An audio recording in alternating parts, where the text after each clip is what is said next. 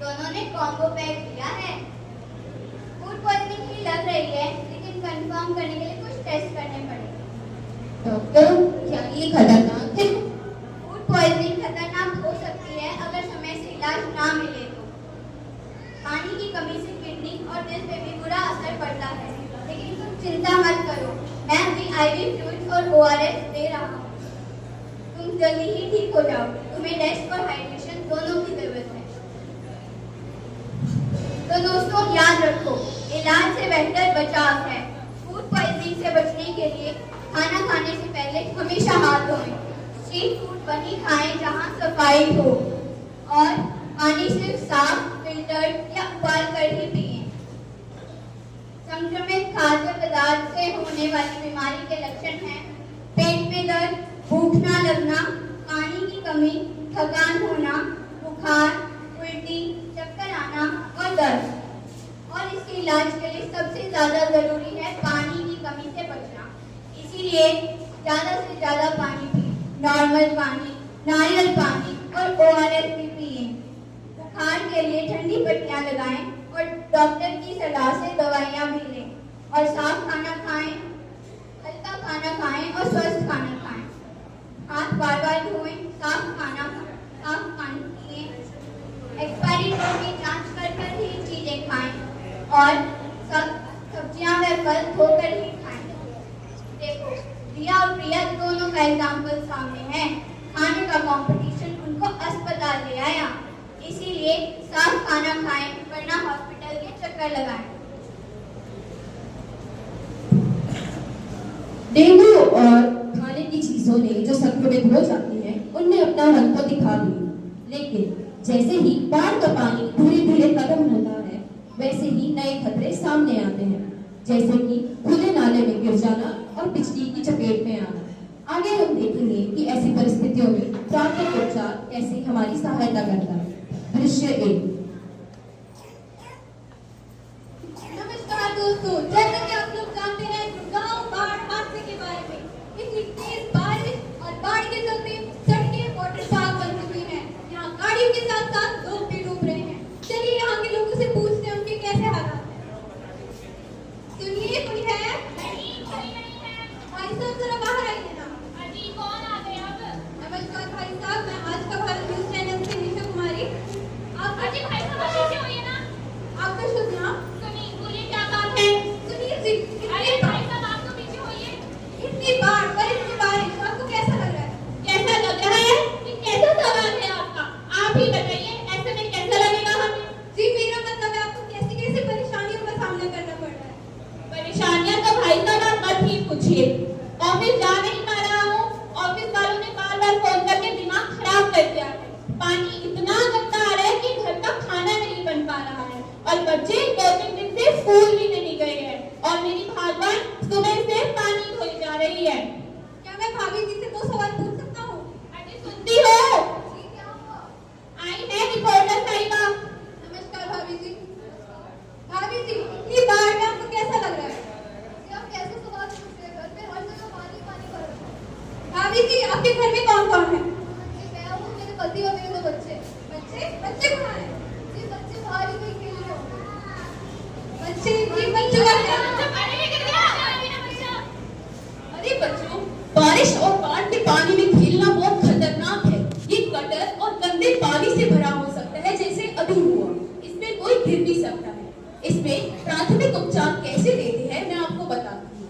उससे पहले मैं आपको उसके लक्षण बताती हूँ। डूबने के लक्षण।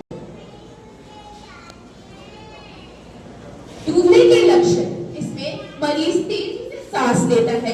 साइनोसिस, यानी कि जिसमें मुंह, नाक और होंठ नीले पड़ जाते हैं, वो हो जाता है। इसमें दिल की धड़कन बढ़ जाती है और मुंह से पानी निकलने लग जाता है। इसमें प्राथमिक उपचार कैसे देंगे, मैं आपको बताती हूँ। सबसे पहले अपनी सुरक्षा। बच्चे को निकालते वक्त खुद पानी में ना कूद जाओ। किसी लकड़ी, रस्सी या कपड़े का उपयोग करके बच्चे को बाहर निकालो और एक सुरक्षित जगह पर ले जाओ। इसके बाद बच्चे की सांस और होश चेक करो। अगर बच्चे बेहोश है लेकिन सांस आ रही है तो उसे साइड में लेटा दो। उसके बाद बच्चे की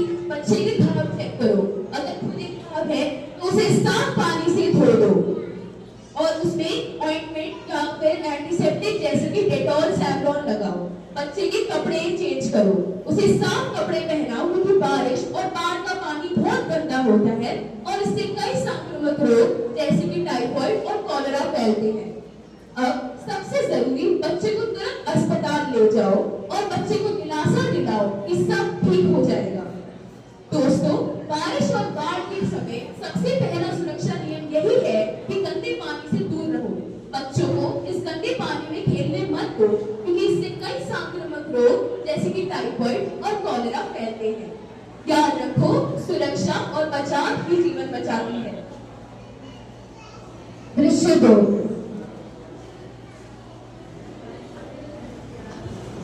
ध्यान से देखिए हमारे देश की हालत को।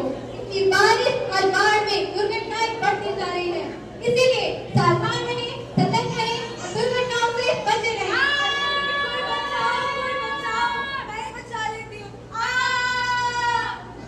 ये बिजली की बारिश के पानी में गिरी हुई कोई भी चीज उठाना बहुत खतरनाक हो सकता है क्योंकि इस पानी में खुले बिजली की तार हो सकती है जिससे झटका लग सकता है। इसके लक्षण मैं आपको बताती हूँ। अगर आप खुले तारों को अपने हाथ से छूओगे इससे झटका लग सकता है, जैसे इसमें दिखाया जा रहा है। इससे आपका पूरा बदन जल सकता है। इसमें प्राथमिक उपचार कैसे देते हैं मैं आपको बताती हूँ। सबसे पहले बिजली का जो मेन सोर्स होता है उसे बंद करना जरूरी है।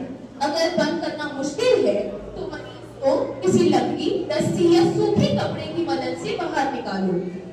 अब मरीज की सांस और होश चेक करो। अगर सांस आ रही है तो उसे साइड में लेटा दो ताकि चोक ना हो। अगर सांस नहीं आ रही है तो तुरंत सीपीआर शुरू करो। उसके बाद मरीज के घाव चेक करो। अगर जली हुई चोट है तो उसमें साफ पानी से धो दो और उसमें एक साफ कपड़ा से कवर कर दो। उसके बाद तुरंत से तुरंत मरीज को अस्पताल ले जाओ क्योंकि इलेक्ट्रोक्यूशन जैसे में अंदर के ऑर्गन्स खराब हो सकते हैं जो बाहर से नहीं दिखते। दोस्तों, बारिश के पानी में गिरी हुई कोई भी चीज उठाना बहुत खतरनाक है।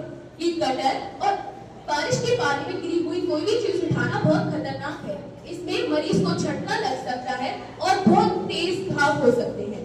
याद रखो, सुरक्षा ही सबसे बड़ा बचाव है। प्रिय मित्रों, आपने तो अभी देखा ही होगा कि बाढ़ के समय कितनी कठिनाइयां सामने आती हैं। कहीं अधिक पानी जमा होने से डेंगू फैलता है, खाने पीने की चीजें संक्रमित हो जाती हैं जिससे भोजन विषाक्त होता है, कोई नाले में गिर जाता है तो कोई बिजली की चपेट में आ जाता है।